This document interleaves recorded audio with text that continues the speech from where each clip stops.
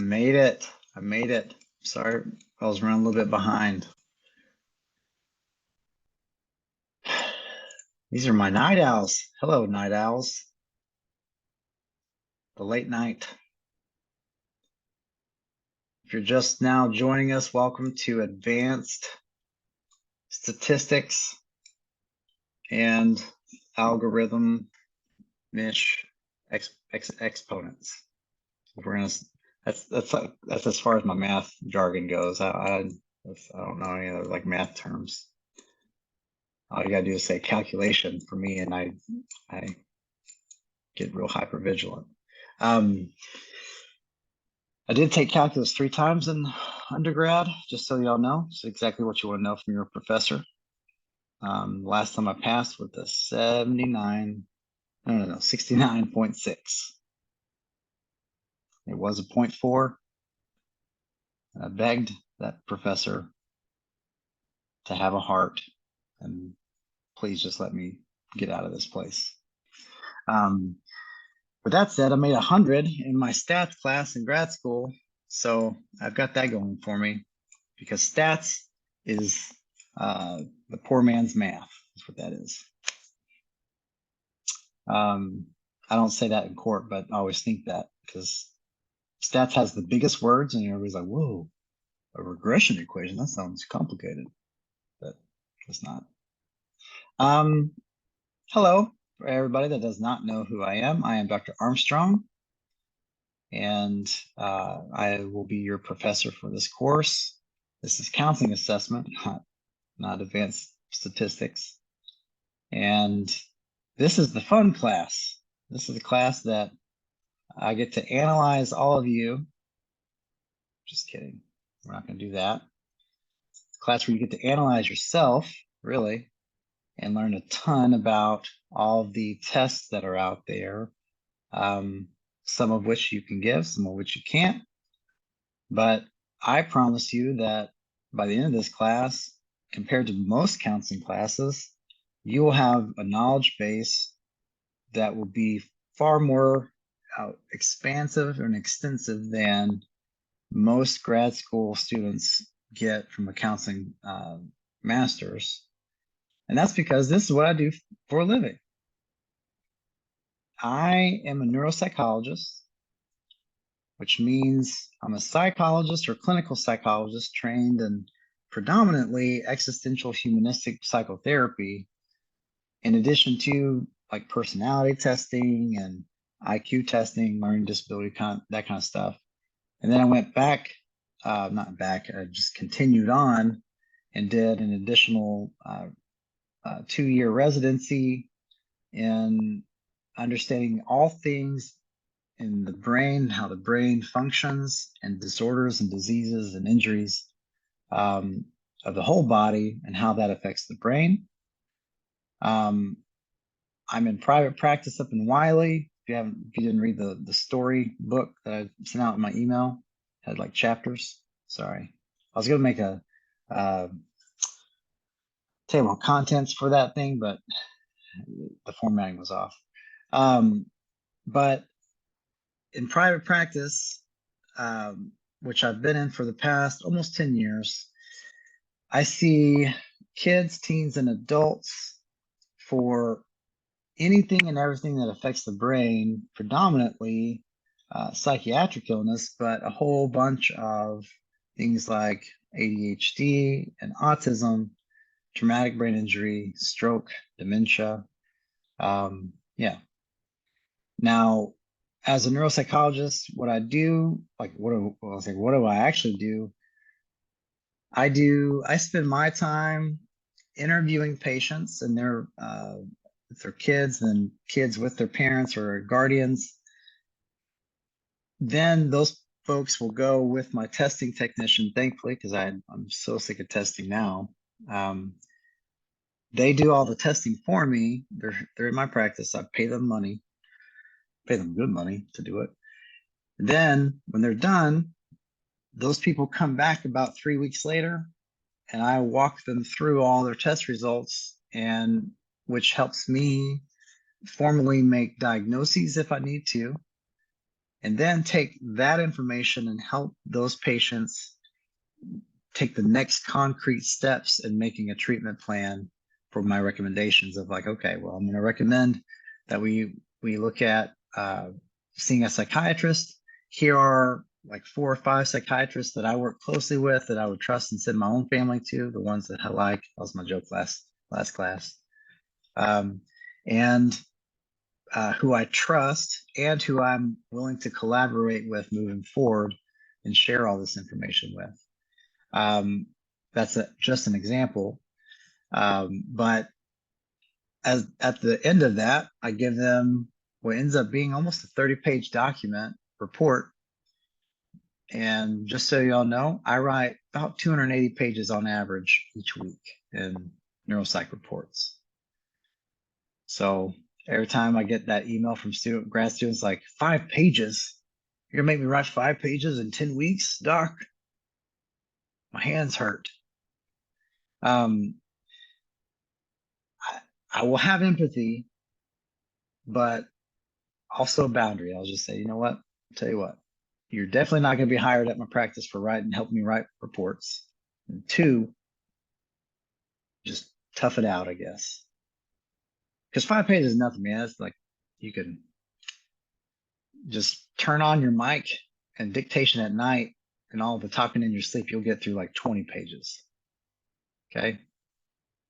My son has strep real bad right now, and that dude is a night talker. Gosh. And he's been waking me up at night. He's 6, saying all kinds. He was making some like car noises the other night, just like, like, I love it. So I started recording it. All right. So as a neuropsychologist, I also do about 50% clinical work, and then the other 50% is forensic stuff, which is not as glamorous as it sounds. Everyone's like, "Oh, that's really cool." It's not just dealing with psychopaths, although I do that sometimes on the criminal side. I've been down to Huntsville, and if somebody reminds me at some point, I'll tell you the funny story about when I went to the state prison to evaluate. But probably about 60% civil is what I do there, and about 50 or see math, 40% is criminal. And I testify in court on all this stuff, dealing with cartoon character or attorneys all the time, and then sleepy judges. And I take the information that we are going to go over in this course and try to translate that on a daily basis to both patients and attorneys and all kinds of audiences in a way that makes meaning, because there's a bunch of jargon in our field, if y'all haven't noticed already. All kinds of acronyms and new acronyms coming out every day, and I think that they just made it up. You just make up any acronym out there, I guess, at this point. But with all that said, my goal for tonight is for us to walk through the expectations and assignments and due dates for the course, talk probably a little bit about some of the diagnostic process and why we do counseling or why we do assessment and the different forms of assessment. And I hope, and despite what I said in my email, I really, really kind of hope to start talking through about test score interpretation. I know that sounds real quick, but there's a little bit of math that we have to get through in order to understand some of this stuff, because otherwise you'll just be making it up yourself if you ever have to talk to your patient about it. And so, and by the way, if you can be a therapist who knows what those test scores mean, you will be tremendously helpful to patients, because in most cases, and I'll say it, and I try not to be this way, but a lot of psychologists don't spend enough time going over that information with the patients, and then they'll refer that person to a counselor. That person ends up at their counselor's office with a psych report and saying, "Hey, what does this mean?" And you're going to wish that instead of, going to bed early, you would have stayed up a little bit later and attended counseling assessment class at 7 p.m. Dr. Armstrong. That happens. Just kidding. If anybody's going to sleep at 7, man, we got some conversations to have, because I'm real jealous. First of all, you're getting a lot of sleep. Secondly, you need to come babysit for me so I can go to sleep early. Got a chat with Rod asked, with civil stuff that I do you do family custody evaluations? Why do you ask that, Rod? No, I'm just kidding. Because I get a lot of referrals for that. I try not to do those intentionally, but anytime you do civil stuff, I mean, really not anytime. If you plan on working with kids in any form or capacity, just get ready to do some child custody, family custody stuff. You can always tell the court, like, I have no, like, I'm not going to be any help. And that's okay, because a lot of people do that. But you're going to have to get at least a little bit more comfortable with showing up to court, probably. Yeah. But I try not to do that. But it happens every now and then. CPS has retained me several times. That's always a lot easier because, like, it's CPS and I'm not worried, working for them and for the court. And I have been court appointed before, but I just don't. I try to stay away from it because that's a good way. The quickest, probably, actually, it is statistically the quickest way to get a board complaint. Yeah. By the way, board complaints aren't the end of the world, guys. It's going to happen to you. Everybody's like, oh, but not me. I'm like, I'm perfect. Nope. It's got nothing to do with that. It's got everything to do with the population that we work with. It's going to happen. It's okay. That's why you pay malpractice insurance. And we document every single thing we do. Write it all down. Okay? If you do those two things, have malpractice insurance that covers board complaints, by the way. Make sure you buy the little extra, board complaint package. Everything's like an upsell these days. Like, I call them to renew. They're like, well, yeah, but would you like this package comes with groceries for 6 months. I don't need groceries, man.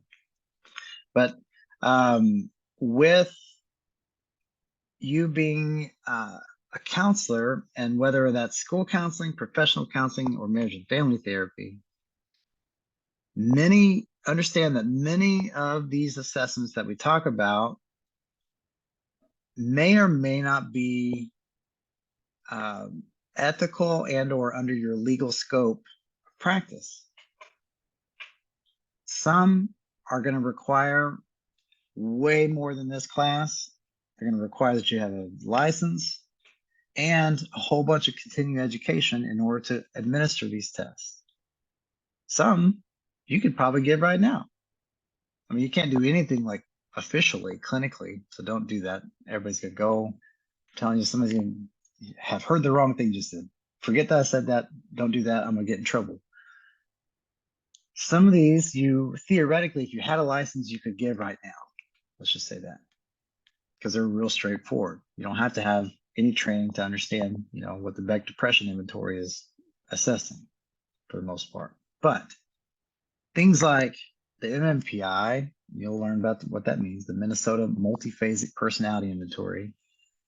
Some IQ tests, stuff like that, are going to require some additional continuing education if you ever wanted to give that stuff.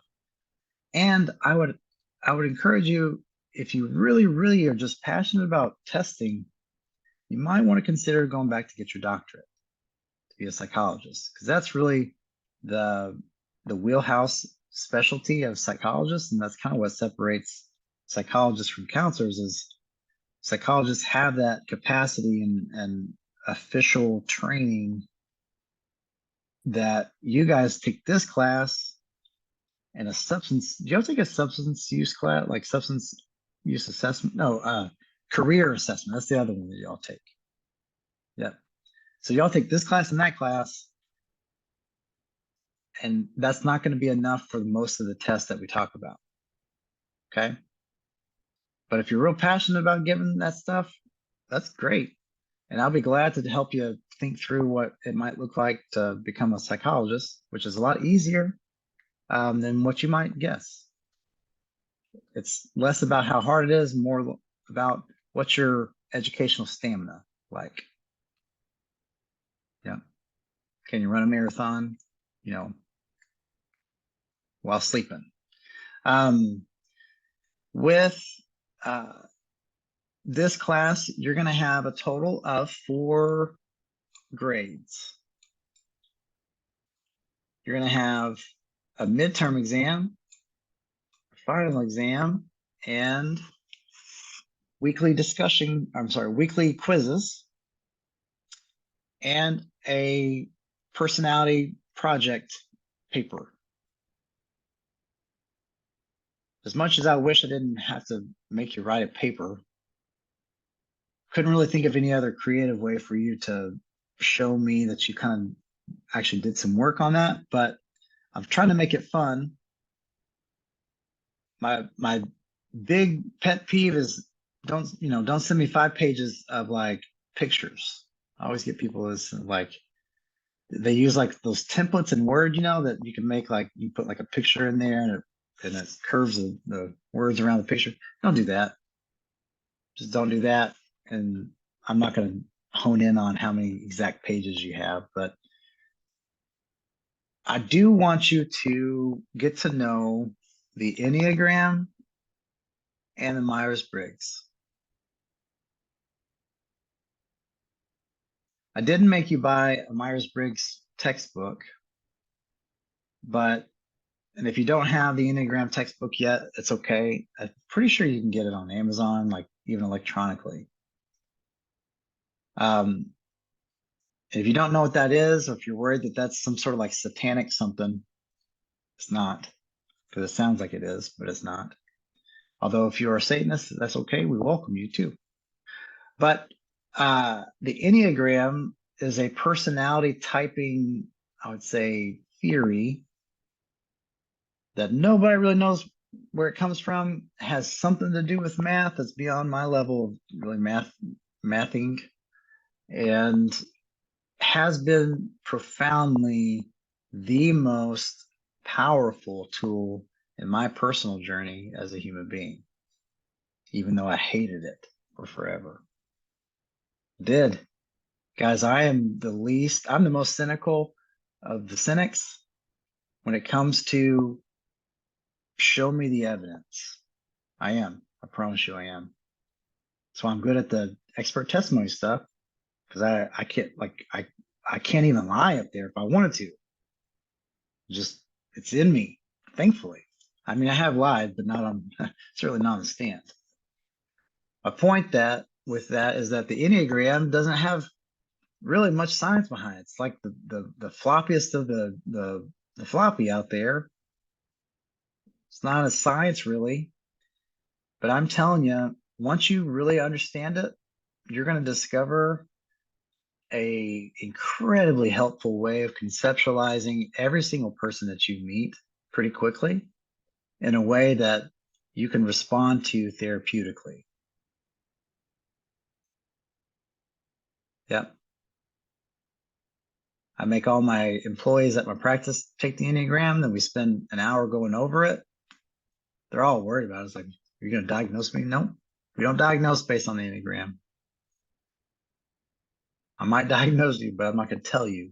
It's unethical for me to tell you. I diagnose everybody in my head, but I include myself there, so it's not like everybody else is just judging people. With that said, the Myers-Briggs is very similar to the Enneagram, but has a whole lot more actual science behind it. And so your your personality assessment project will be you taking both of those assessments. Probably all of y'all have taken the Myers-Briggs at this point. If you haven't, let me know, because the school will buy you one and give you one for free. It's where you learn your learning styles, right? Yep. I'm like I don't remember what it was, like the procrastinator or whatever it was.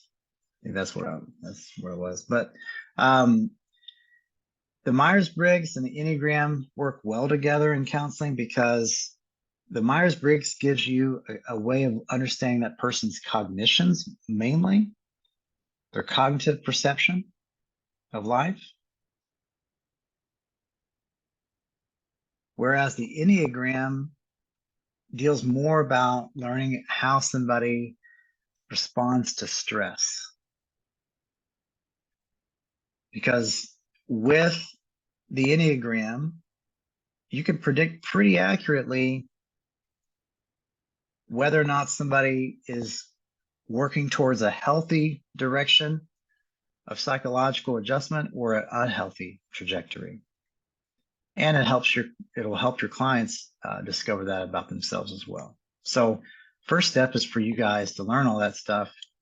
I hope to have extra time to talk through more about the Enneagram and actually maybe even have a lecture, but along those lines, due dates will be at the end of the term. I think it's August 16th. Everything is due, your midterm, your quizzes, your final exam, your personality assessment project is all due August 16th by 12 p.m. noon, except for week 1 quiz, which is due this Friday, the 16th at 12. Just to clarify, all of my Moodle stuff's been messed up. I've got all kinds of dates everywhere. This Friday, the 16th, 12 p.m. noon, your week 1 quiz is due.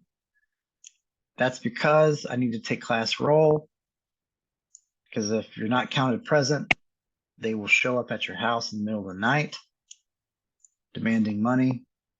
No, and you won't get kicked out or anything like that. I think the registrar office, they just call you just to confirm that you actually want to be in class. I don't even have the power to kick people out of class. Professors, we walk around like we've got some power. We don't have power, guys. Like, we don't, I don't even, they tell me what to teach sometimes, like whether or not I can eat lunch. I'm just kidding. They don't say, hey, you can't have lunch today, Dr. Armstrong. Should turn your grades in on time. But with that said, I would say that with this class, we are going to learn a ton about all kinds of actual clinical practical tests. I do hope at some point during one of our meetings to be able to show you some of these tests and maybe get a volunteer to take one, like even remotely. We can do that. But these meetings that we'll have every other week will be devoted to you bringing questions to me rather than me doing a lecture for the most part. The reason why I'm doing that is because I really want you to spend some time in the text, because I handpicked that textbook, by the way. I mean, everybody's like, well, you don't do that for all your classes? Yes, I do. But this book, I've been searching for a decade now to find a good book for this class.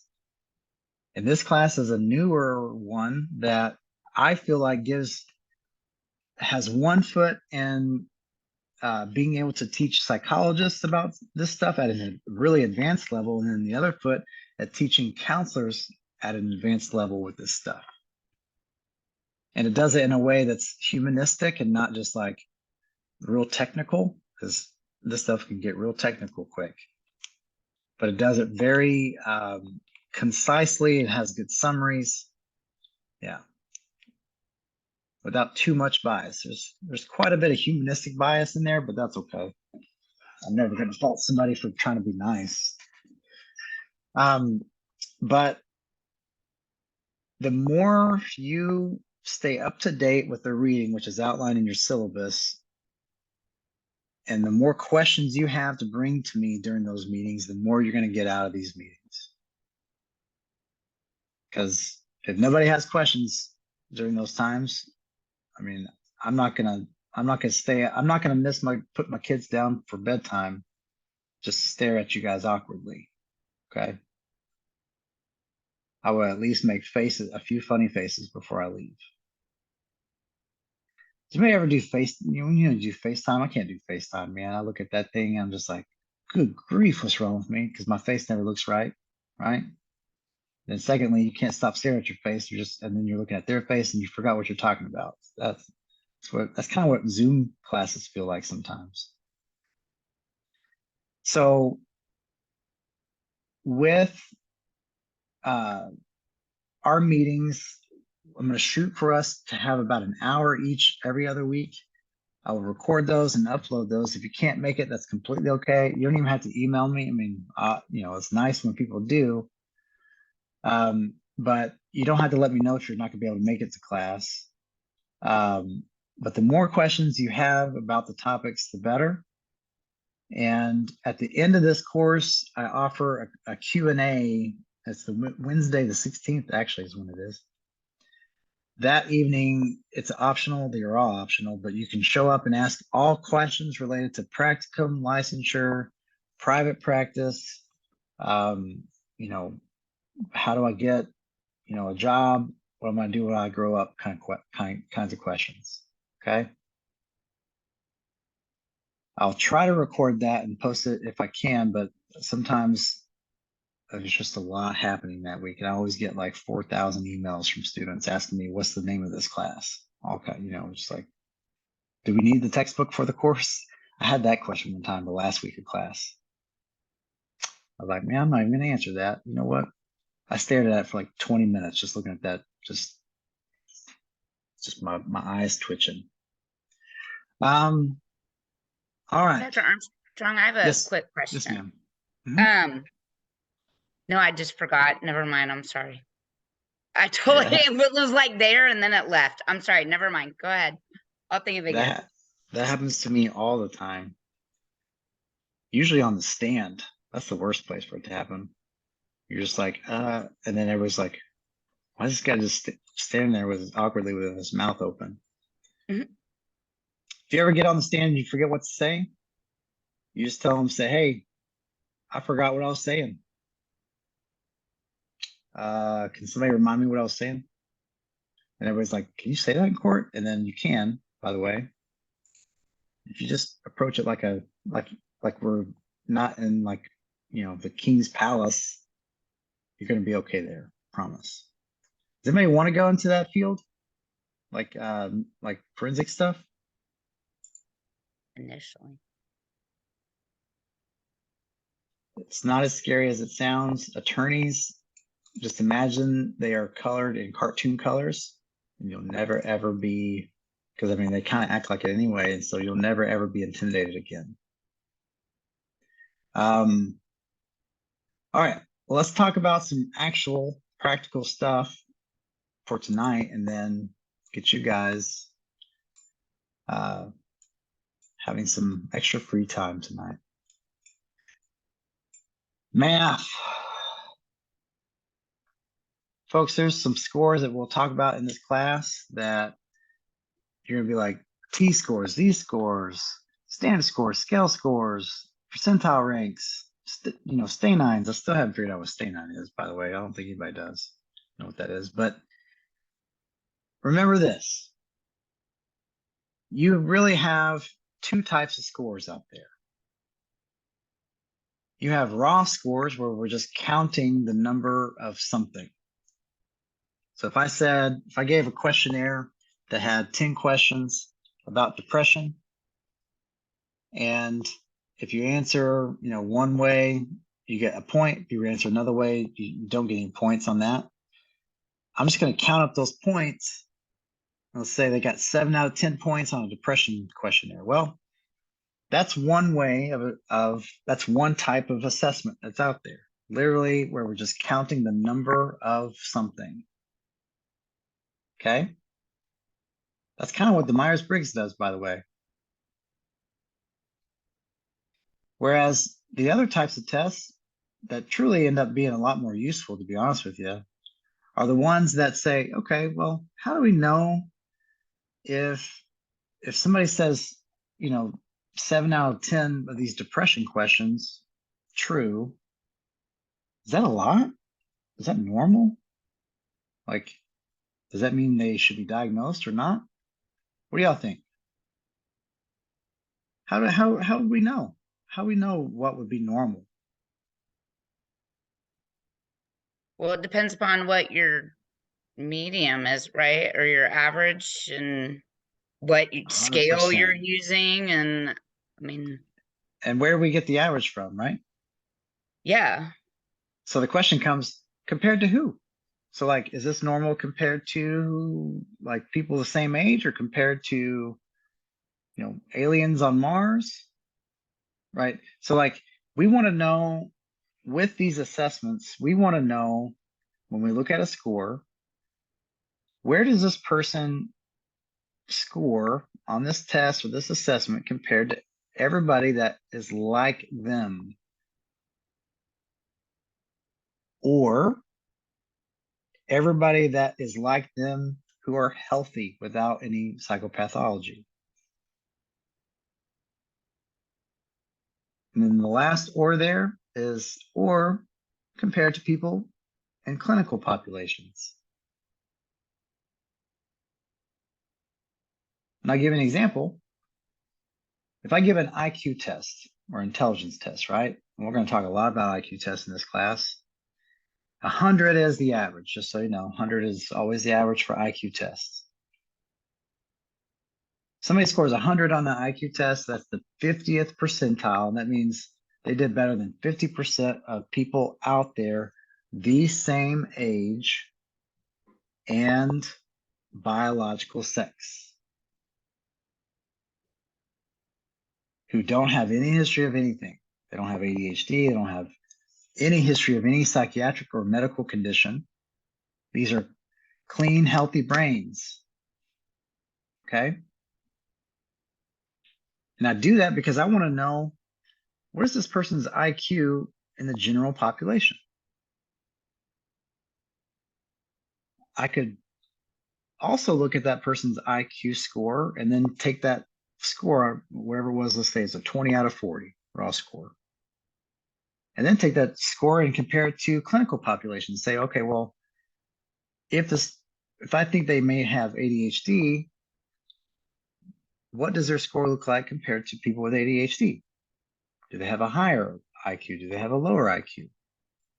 Does that make sense? That is the whole purpose behind all the numbers that you're going to encounter in this course. It's trying to answer, it's trying to show you in a numerical way, how did that person score compare to some sort of sample?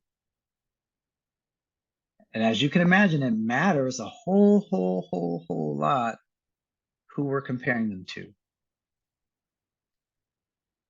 If I give, for example, if I give an academic achievement test of math, right, to a 7th grader, and I gave that same test to a PhD student, going to be a rocket scientist, who's going to score higher?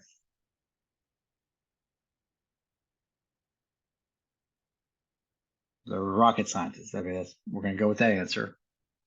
Okay.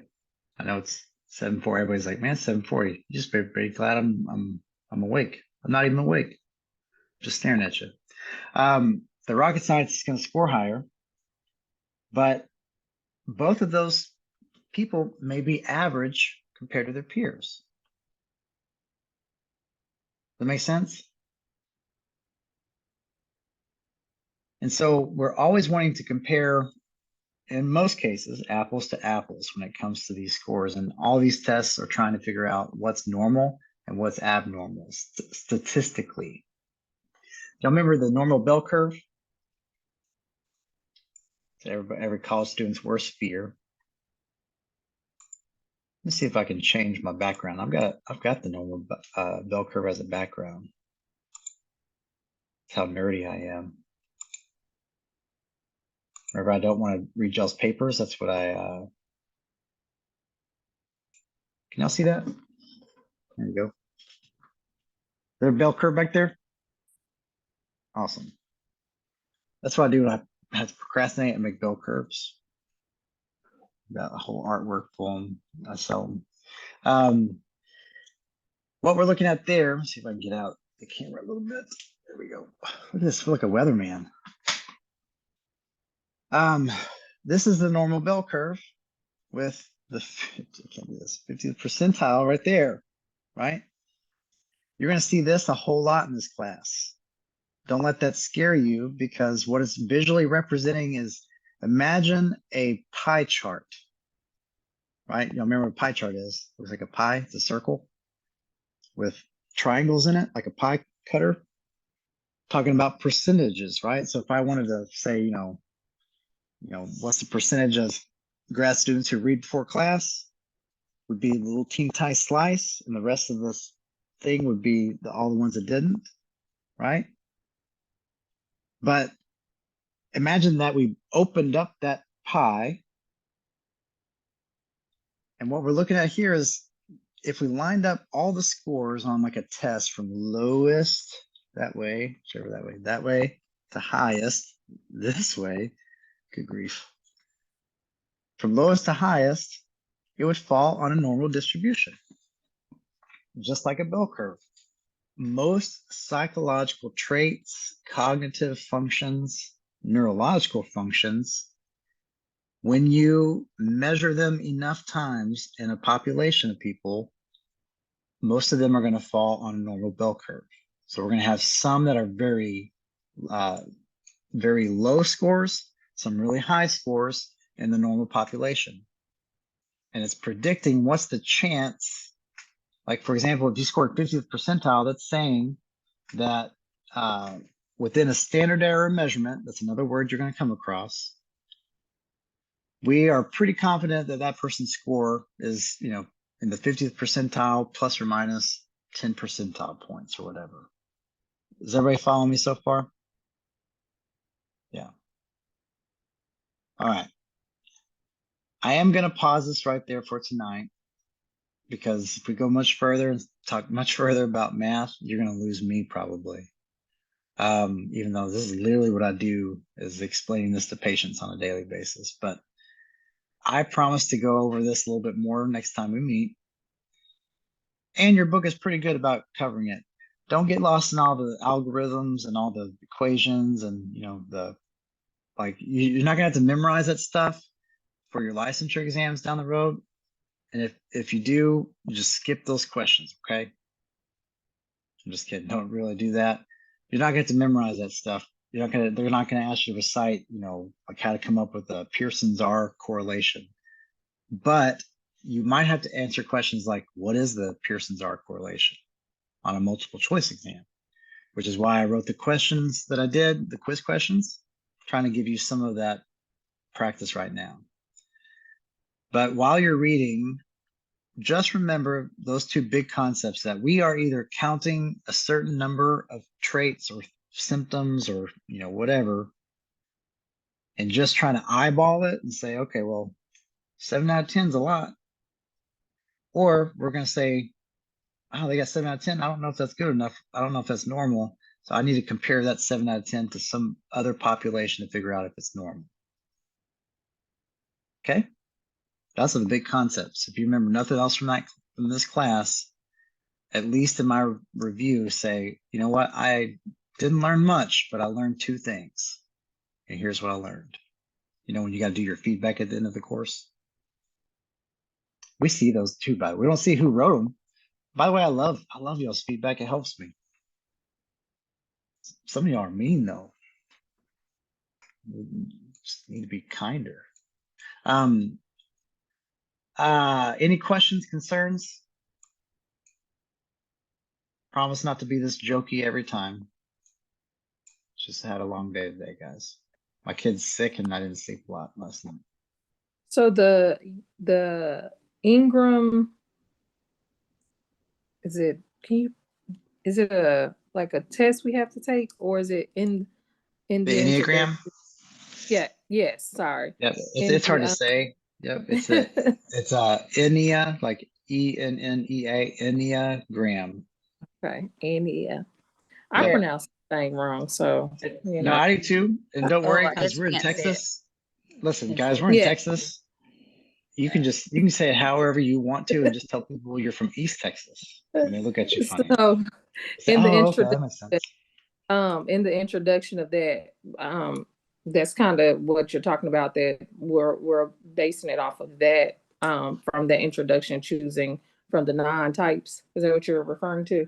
You can go about it that way, but there's also a lot of free Enneagram tests online that you Okay. can just Google and find, because there's not like a gold standard there, by the way. I mean, I've done all of the ones that you pay for, like the Enneagram Institute. I think it's like $12 to take if you want to do that one. And there's another one that's like $150, which is cool, but none of them, and this is what's cool about the Enneagram, all those tests do is help speed up the process of you figuring out which type you are, because ultimately you are going to be the one that says, I am a type whatever. But you have to figure out, you have to learn all about them in order to do that, all the different 9 types. Yeah. A bunch of y'all are type 6s. I already know that. That's great, because y'all are super organized. Y'all are always a little bit anxious, which keeps you on your toes, and you are always gathering so much information to combat that anxiety. And if I had a light switch for you, I would turn that light switch on, which would be just 100% across the board believing in yourself, because y'all are the most competent people in the room, but you never believe it. Type 7s, we are the most overconfident people in the room. We like to make stuff up, pretend like we know what we're talking about until it comes to mail. So,